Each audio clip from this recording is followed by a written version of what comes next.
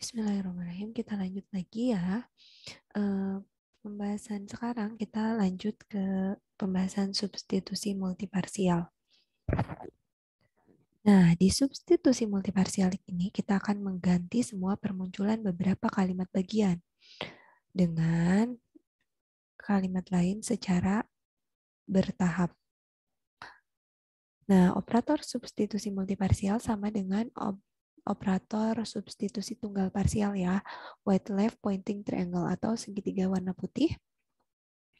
Kemudian notasinya bagaimana? Notasinya hampir sama dengan substitusi multi total. Bedanya itu ada di tanda segitiganya. Kalau di multi total itu segitiganya tanda hitam ya, berisi hitam. Kalau di substitusi multi parsial itu segitiganya warna putih. Lalu kalimat yang akan kita ganti ada beberapa buah. Dan kalimat penggantinya juga ada beberapa buah. Ini G1 yang sebelum tanda panah G2 sampai GN ini merupakan kalimat yang diganti. Sementara H1, H2 sampai HN yang dituliskan setelah tanda panah itu kalimat pengganti. Dan kalimat yang dikenai substitusinya itu yang ada sebelum tanda segitiga. Kemudian di sini ada notasi ringkasnya juga. Notasi ringkasnya itu menggunakan kurung segitiga. Kalau F-nya itu mengandung G1, G2, Gn, jadi ditulisnya F kurung segitiga G1, G2 sampai Gn. Lalu akan kita substitusi dengan H. Jadi ditulisnya F kurung segitiga H1, H2 sampai Hn. Nah, seperti yang sebelumnya, kalau misalnya ada dua kalimat yang diganti, G1 merupakan kalimat bagian dari GJ, GI merupakan kalimat bagian dari GJ, maka kalimat yang akan lebih kita prioritaskan adalah GJ. Sini ya, yang GJ-nya yang lebih dahulu kita ganti. Nah, hasil penggantiannya bagaimana? Hasil penggantiannya itu tidak tunggal. Jadi ada beberapa hasil seperti substitusi tunggal parsial.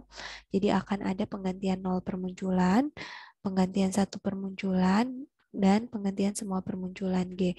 Hanya bedanya di sini kan ada beberapa kalimat yang akan kita ganti. Jadi penggantian 1 permunculannya pun satu persatu. Misalkan ada G1, G2 sampai Gn-nya muncul semuanya satu buah. Berarti akan ada penggantian 1 permunculan G1, kemudian ada penggantian 1 permunculan G2, lalu penggantian 1 permunculan Gn, dan hingga semua permunculan G1, G2 sampai Gn-nya itu langsung diganti.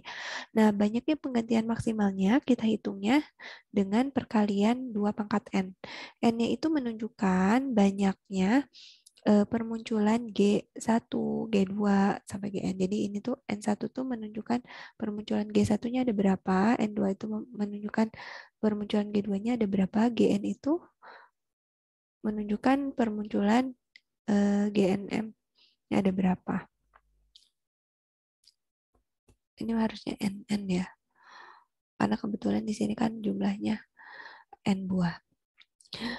Kemudian langkah substitusi multiparsialnya seperti tadi. Yang pertama kita harus lakukan identifikasi kalimat. Jadi kita harus tahu kalimat yang dikenai substitusi yang mana, kalimat yang diganti yang mana, kalimat penggantinya yang mana. Kemudian tandai semua permunculan kalimat yang diganti.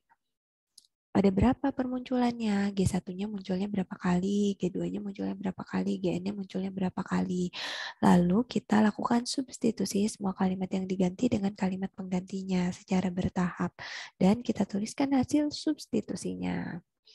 Ini contohnya ya. Tentukan hasil substitusi dari kalimat berikut. If Pn, Q, or S, then Q, or R. Q diberi tanda panah RNS, PNG-nya diberi tanda panah R. Jadi Q-nya harus diganti dengan RNS dan PNG-nya diganti dengan R. Lalu kita lakukan identifikasi kalimat pertama kali ya. Jadi kalimat yang dikenai substitusinya mana? Yang sebelum tanda segitiga, yang kotak merah ini. Lalu kalimat yang digantinya yang mana? Yang G1, G2 ini. Dan kalimat penggantinya masing-masing adalah H1, H2 ini ya. Lalu kita lihat permunculannya ada berapa. Nah, seperti tadi, karena Ki-nya itu merupakan kalimat bagian dari PNQ, maka yang diganti di PNQ yang sebelah sini hanya PNQ-nya saja ya. Yang Ki-nya ini tidak perlu diganti. Jadi kita hanya memberikan tandanya hanya satu kali PNQ-nya satu kali, Q-nya juga satu kali begitu. Kemudian kita lakukan substitusi. Substitusi masing-masing ini, tapi kita hitung dulu kemungkinannya ada berapa sih substitusinya. Nah, substitusinya dihitungnya dari 2 pangkat N1 kali 2 pangkat N2. Nah, karena masing-masing permunculan dari H1 dan G1 dan G2-nya itu masing-masing satu buah, maka dikalikan saja 2 pangkat 1 kali 2 pangkat 1. Jadi hasilnya 4.